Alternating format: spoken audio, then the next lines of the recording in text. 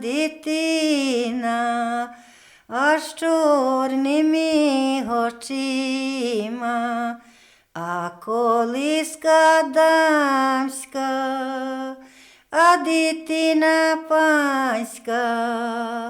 Люлі, люлі, люлечки, порвалися вірвечки.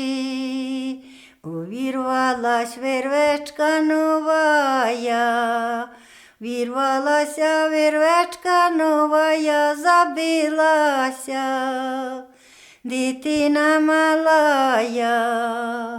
Не жаль мені вірвечки нової, но жаль мені дитини малої.